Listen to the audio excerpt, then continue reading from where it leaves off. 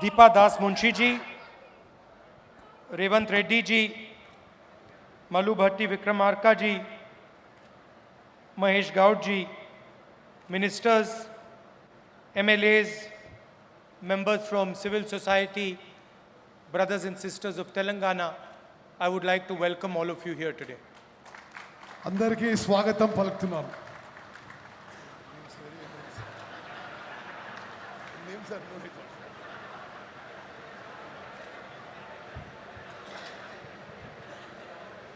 You know,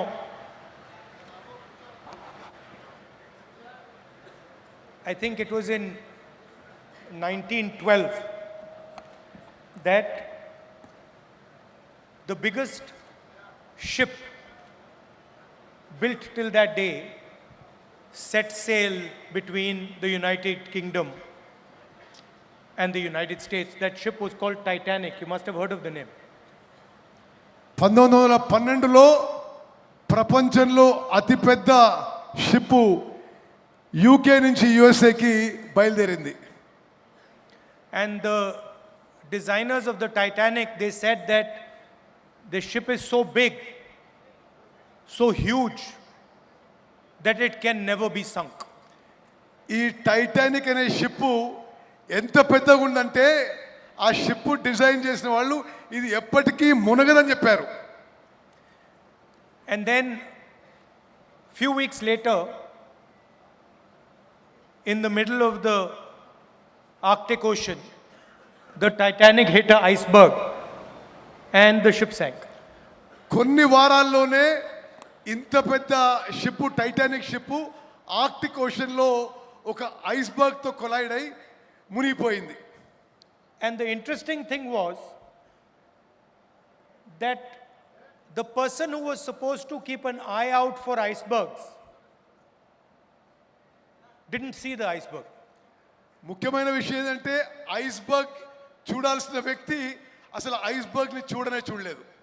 And literally the ship went straight into the iceberg and they only found out that they'd hit the iceberg when the ship hit and started to sink. ఆ Titanic ship పోయి నేరుగా iceberg కి collide అయి ship మునిగిపోయింది. And within 20 minutes or so, the Titanic went to the bottom of the ocean. ఆ iceberg తాకిన తర్వాత 20 నిమిషాల్లో ఆ టైటానిక్ షిప్ మునిగిపోయింది. Now, the reason that nobody saw the iceberg was because 90% of the iceberg sits underneath the surface of the sea. ఆ iceberg ని ఎందుకు చూడలేదంటే 90% సముద్రం లోపల ఉంది అది. So the person looking from the ship saw a small little iceberg. He didn't realize that he was only seeing a small portion of the iceberg. The big main iceberg was under the sea. ఎవరైతే ఈ iceberg చూడాలనో ఆ నీళ్ల పైన ఉన్న చిన్న భాగం చూశాడు, నీళ్ల కింద ఉన్న ఆ పెద్ద భాగాన్ని చూడలేకపోయారు. And when that big iceberg hit the ship was just devastated, sank. ఆ షిప్ ఐస్బర్గ్ ని తాకగానే కొలిజన్ అయిపోయి అది పూర్తిగా మునిగిపోయింది. Now you must be thinking, why is Rahul Gandhi suddenly talking about the Titanic and the iceberg in a caste census meeting? మీరు ఆలోచన చేస్తున్నారు, కులగణన సమావేశంలో రాహుల్ గాంధీ ఎందుకు టైటానిక్ ఐస్బర్గ్ గురించి మాట్లాడుతున్నారని. Because caste in India, caste discrimination in India looks very much like the iceberg. ఎందుకంటే భారతదేశంలో కుల వివక్ష ఆ ఐస్బర్గ్ లానే అవుపడుతుంది. Most of it is below the surface.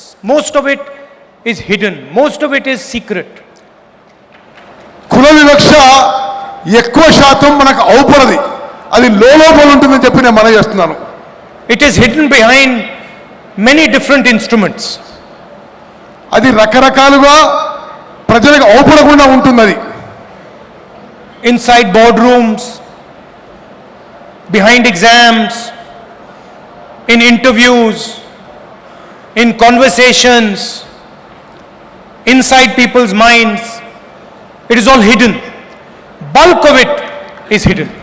ఈ కుల వివక్ష ఎక్కువ శాతం బోర్డ్ రూమ్స్లో కానీ ఇంటర్వ్యూస్లో కానీ అన్ని అంశాల్లో ఎవరికి అవపడకుండా ఉంటుంది అది. I have many friends who belong to the upper caste who tell me, I have never felt caste discrimination.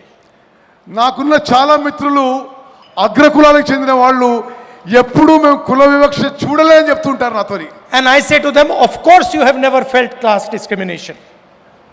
మీరు అగ్రకులాల వాళ్ళు కాబట్టి మీకు అవపడలేదు ఎప్పుడు కూడా అని నాకు అనిపించింది. Because it is not designed for you.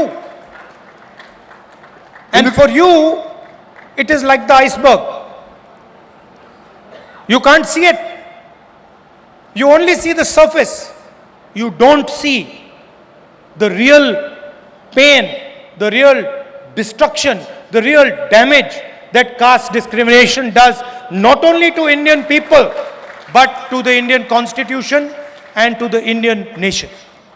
ఎందుకంటే ఈ అగ్రకులాల మిత్రులకు చెప్పేవాడిని ఐస్బర్గ్ కింద ఎక్కడైతే అవపడలేదో ఆ విధంగా ఉంటుంది, మీకు ఎప్పుడు అవపడలేదు అది. భారత రాజ్యాంగానికి కూడా ఈ కుల వివక్ష ఒక ముప్పు అని చెప్పి నేను భావిస్తున్నాను. The caste census is designed to make transparent the hidden discrimination that is taking place in this country every single day and has been taking place for thousands of years. ఈ కులగణన ద్వారా పారదర్శకంగా ఈ వ్యవస్థని మరి మేలు చేయవచ్చని చెప్పి ఏదైతే ఈ వ్యవస్థ వల్ల నష్టం జరుగుతుందో అది సరి చేయవచ్చని చెప్పి నేను భావిస్తున్నాను. And it is every single place. ప్రతి చోట కుల వివక్ష ఉందని చెప్పి నేను భావిస్తున్నాను. It is in corporate India. It is in the legal system. It is in the political system. It is every single place. ఈ కుల వివక్ష కార్పొరేట్ కంపెనీలో ఉంది, న్యాయ వ్యవస్థలో ఉంది, రాజకీయ వ్యవస్థలో ఉంది, ప్రతి చోట ఉందని చెప్పి నేను భావిస్తున్నాను. And it destroys the lives of people every single day. It destroys their career, destroys their confidence, destroys their belief in this nation every single day. ఇది చాలా మంది జీవితాలను నాశనం చేస్తుంది, వాళ్ళ ఆత్మస్థైర్యాన్ని వాళ్ళ ఆత్మవిశ్వాసాన్ని కూడా నాశనం చేస్తుందని చెప్పి నేను భావిస్తున్నాను.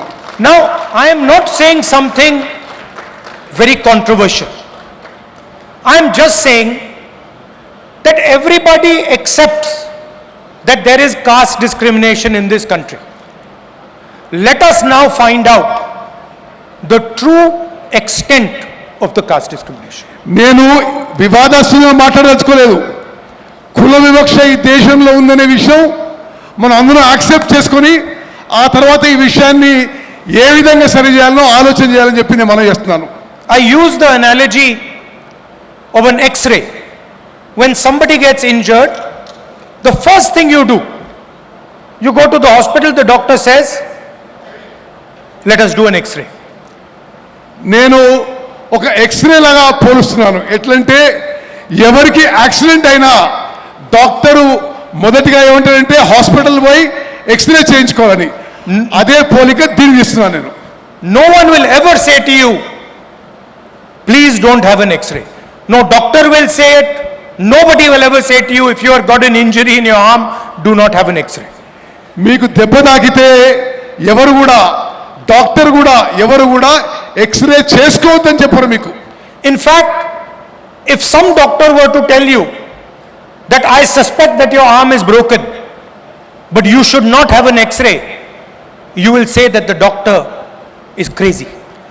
ఒక డాక్టర్ మీకు మీ చెయ్యి ఇరిగి ఉండొచ్చు కానీ మీరు ఎక్స్రే చేసుకోవద్దు అని చెప్తే ఆ డాక్టర్ పిచ్చోడు అనుకుంటాం మనం. The doctor does not understand the basics of medicine. అంటే ఆ డాక్టర్కి మెడిసిన్ యొక్క బేసిక్స్ అని చెప్పి స్పష్టమవుతుంది. And that is all I am saying. I am saying we all agree that there is a concept called caste in India.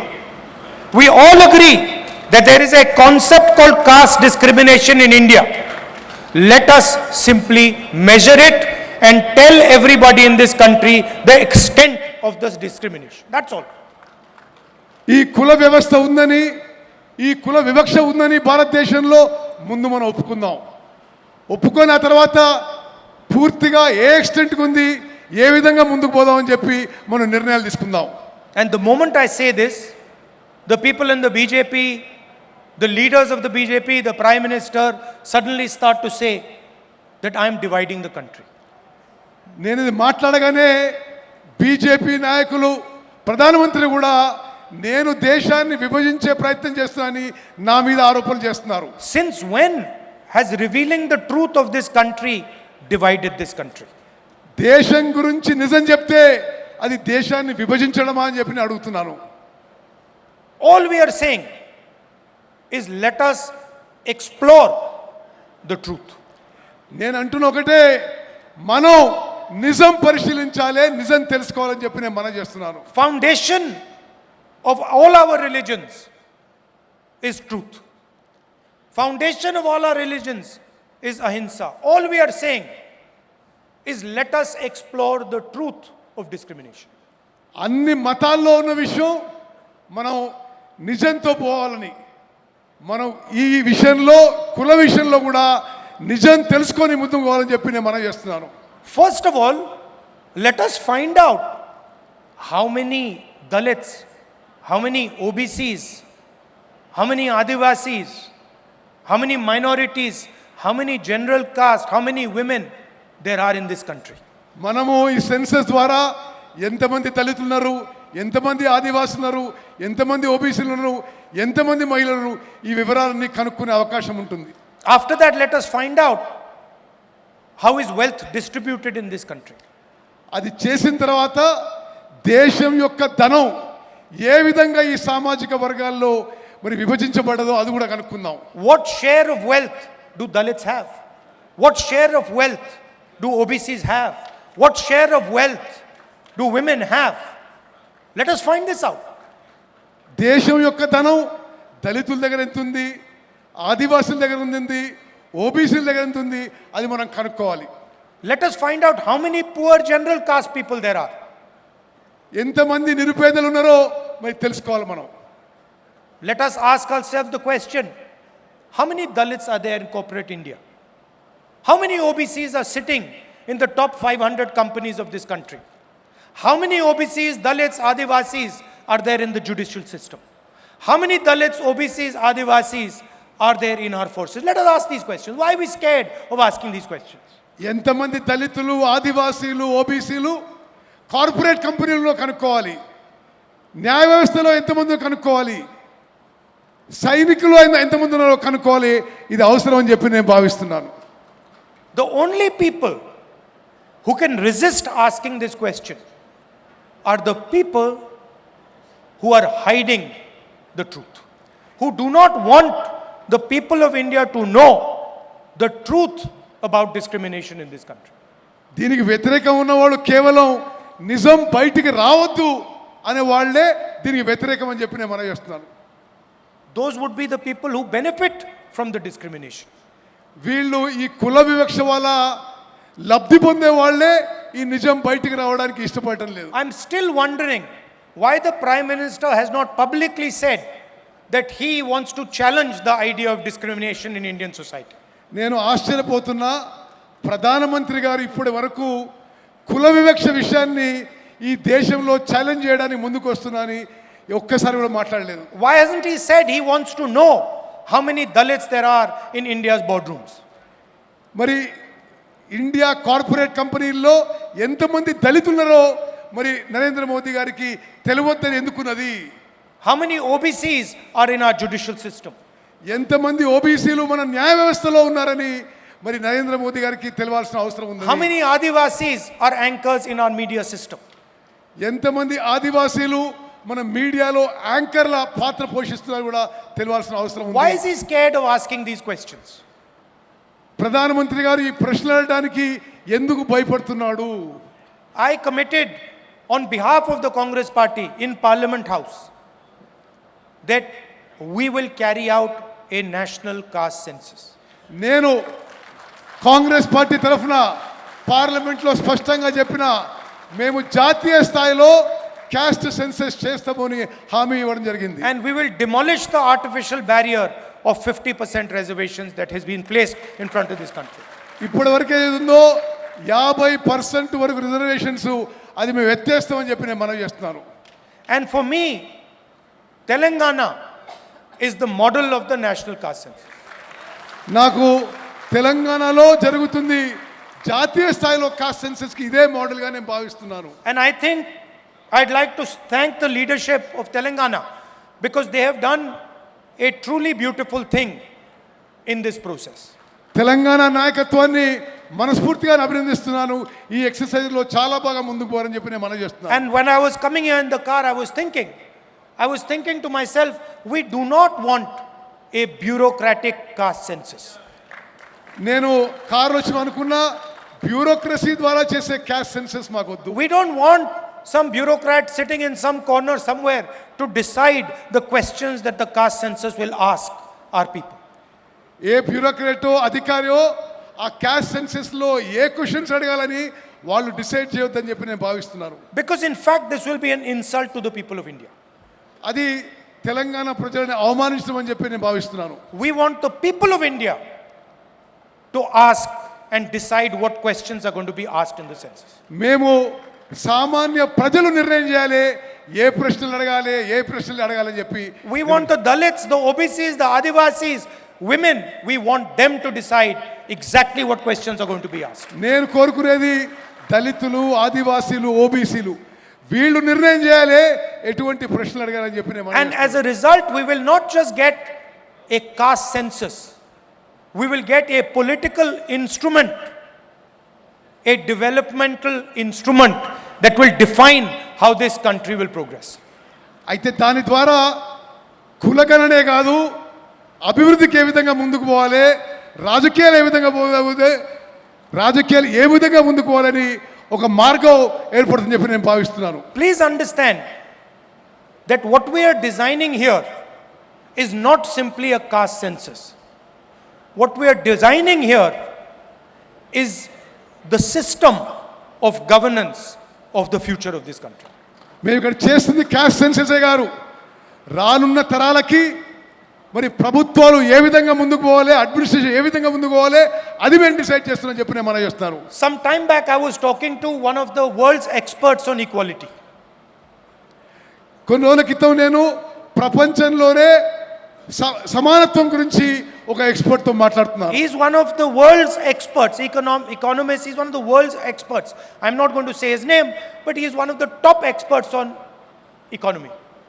ఆర్థిక విషయాల్లో ప్రపంచంలోనే ఒక ఎక్స్పర్ట్తో నేను మాట్లాడడం జరిగింది. On inequality. అసమానత్వం గురించి నేను ఈ ఎక్స్పర్ట్తో మాట్లాడడం జరిగింది. And he said to me, Mr. Gandhi, do you realize that India is one of the most unequal countries on the planet? ఆయన నాతో ఏమంటే గాంధీ గారు మీకు తెలుసా ప్రపంచంలోనే భారతదేశంలో ఎక్కువ అసమానత్వం ఉందని చెప్పి ఆయన చెప్పడం జరిగింది. And he gave me a presentation on how India is one of the most unequal societies on the planet. అతను నాకు ప్రెజెంటేషన్ ఇచ్చాడు ప్రపంచంలోనే భారతదేశంలోనే ఎక్కువ అసమానత్వం ఈ సమాజంలో భారత సమాజంలో ఏ విధంగా ఉందని చెప్తూ. And after his presentation I said to him, my brother, you are telling me that India is one of the most unequal societies on the planet, but your analysis does not even include the single biggest discriminator in Indian society, which is called caste.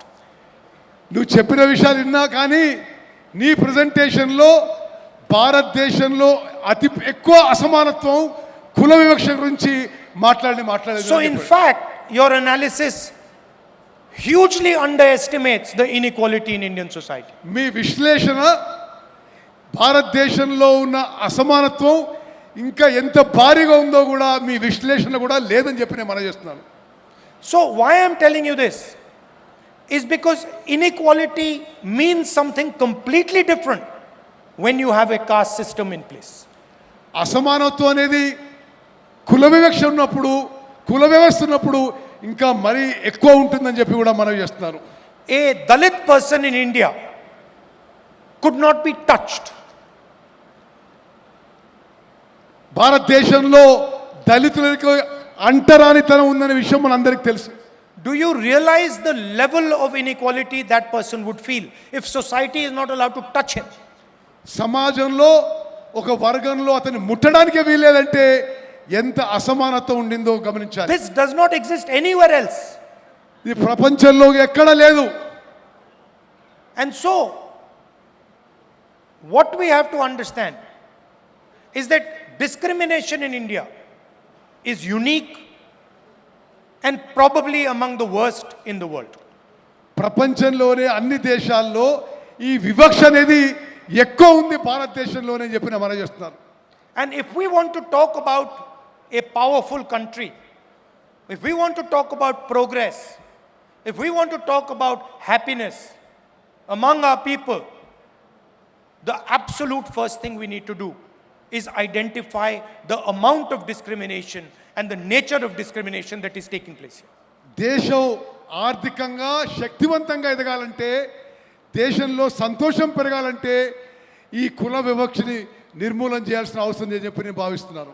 As a politician, I am accountable to you. ఒక రాజకీయ నాయకుడిగా నేను మీకు జవాబుదారీగా ఉండాలి.